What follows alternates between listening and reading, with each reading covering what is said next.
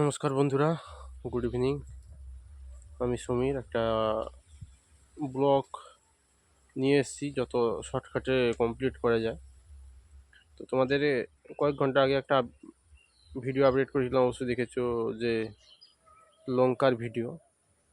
তো যেটা আমার বাড়িতেও খাওয়া হয়, এবার টুকটাক হালকা বেশি হয়ে গেলে আমরা টুকটাক মার্কেটে নর্মালি বিক্রি করে দিই। তো আজকের এই ভিডিওটা বানানোর কারণ আমি নয়, আমার কারণ নয়, আমার ধরো ছোটোখাটো কিছু লোকসান হয়েছে। তো যারা বড় বড় চাষি, আমাদের ধরো বাড়িতে খাওয়ার জন্য চাষবাস করা হয়, এবার টুকটাক বেশি হয়ে গেলে হয়তো বিক্রি করে দেওয়া হয়। নষ্ট কেন হবে, বিক্রি করে দেওয়া হোক। যে কোনো সবজি টুকটাক হলেও এইভাবে করা হয়। এটা ইম্পর্টেন্ট নয়, ইম্পর্টেন্ট হচ্ছে যারা নর্মালি বলো যারা চাষবাসের উপরে ডিপেন্ডেন্ট। আমাদের অবশ্যই চাষবাসের উপরে ডিপেন্ডেন্ট নয়, কেন বাবা টুকটাক চাষবাস করে, যেমন বাইরেও কাজ করে। তো দ্বিতীয়ত আমিও বাইরে কাজ করে জীবিকা নির্ভর করে আমাদের, বাইরে কাজ করতে হয়। এবার বাড়িতে চাষের জমি রয়েছে বলে টুকটাক চাষবাস করে চলে। তো ভিডিও বানানোর একটাই কারণ, তো আজকের যে মানে লোকসান দেশের প্রত্যেকটা চাষির হচ্ছে, এইটাই তুলে ধরার কারণ। কারণ আজকের বাজারের লঙ্কার যে মার্কেট রয়েছে, তো সবজিওয়ালাদের কাছে জিজ্ঞাসা করলাম, 100 টাকা করে মার্কেট রয়েছে অলরেডি। তো কিন্তু আমি লঙ্কাগুলো বিক্রি করতে গেলাম, 4-5 কিলো, 3-4 কিলো মতন ছিল, 4 কিলো মতন। তো যখন আমি বিক্রি করতে গেলাম, তো আমাকে ওখানে পাইকারি হোক বা সবজিওয়ালা হোক, রেট কেমন দিচ্ছে শুনলে অবাক হয়ে যাবে।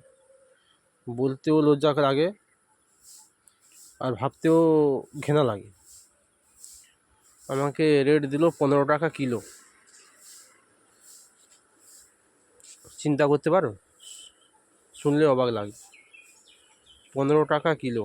শেষ পর্যন্ত বহুত জায়গা ঘুরে আমি লাস্ট দাম বিক্রি করে দিয়ে এলাম 25 টাকা করে কিলো। তো চিন্তা করো, চাষিরা আজকের, আমি চাষের উপরে ডিপেন্ডেন্ট নয়, তার কারণে আমি ঝিলে নেব, এমন কোনো আমার লোকসান হয়ে যায়নি। কিন্তু যারা চাষি বাড়ির ছেলে বা যাদের ফ্যামিলি চাষের উপরে ডিপেন্ডেন্ট পুরো, তাদের কতটা লোকসান হচ্ছে তোমরা চিন্তা করো তাহলে। হ্যাঁ, আমাদের টুকটাক চাষের জমি রয়েছে, কিন্তু তার জন্য টুকটাক চাষ করা হয়, যেটা খাওয়া হয়, টুকটাক বেশি হলে বিক্রি করে দিলাম, কেন নষ্ট করব। কিন্তু যারা অলরেডি পুরো চাষের উপরে ডিপেন্ডেন্ট, তো চিন্তা করো তাদের কতটা লোকসান হচ্ছে, কত বড় লোকসান তাদেরকে ঝিলতে হচ্ছে। মানে চাষ করার পরে সবজিটাকে মানে নষ্ট করে দেওয়া বা মার্কেটে বিক্রি করে দেওয়া একই বরাবর পরিস্থিতির ওপরে দাঁড়িয়ে যাচ্ছে। তাহলে চিন্তা করো, মানে চাষিদের মানে সবজি বিক্রি করার পরে মানে নিজের জীবিকা চালানো তো দূরের কথা, বিষ খাওয়ার মতন পরিস্থিতিও থাকবে না। যে একটা বিষ খেয়ে কোনো কারণে বিষ কিনে খাবে চাষি, সেও পরিস্থিতি নেই। এমন মার্কেটের বাজার দর, এমন পরিস্থিতি। একটা সবজিওয়ালা একটা সবজিকে বিক্রি করছে 100 টাকা করে, 100 টাকা কিলো। আর সে একটা চাষির কাছ থেকে সে সবজিটা কিনছে 15 টাকা, 20 টাকা, 25 টাকা কিলো। তাহলে কি পরিস্থিতি চিন্তা করুন চাষিদের, যারা রোদ্দুরে ঘাম ঝরিয়ে, রক্ত ঝরিয়ে, পয়সা খরচ করে, মেহনত করে চাষবাস করছে, তাদের কোনোই প্রফিট নেই। প্রফিট নিচ্ছে ব্যবসায়ীরা বা যারা বিজনেস করছে তারাই। কিন্তু চাষিরা মাঝখানে মাঠে মার খেয়ে মরছে। আজকে দেশের পরিস্থিতি এটাই। মানে চাষি যারা এত কষ্ট করে চাষবাস করে ফ্যামিলিকে চালাতে চাইছে, তারা মানে সঠিকভাবে মানে ন্যায্য দাম পাচ্ছে না, ফলে সবজির ন্যায্য দাম পাচ্ছে না। তাতে কি পরিস্থিতি চিন্তা করুন। আজকের আমি না যদি মার্কেট যেতাম না, তাহলে আমি তো এত বড় যে কারবারগুলো চলছে দেশে বা সমাজে আমি বুঝতে পারতাম না বা জানতে পারতাম না। আমি জানি অবশ্যই হয় এরকম হচ্ছে, এখন যে পরিস্থিতি চলছে এরকম হচ্ছে, কিন্তু এতটা বড় কারণের কারসাজি চলছে আমি জানতাম না।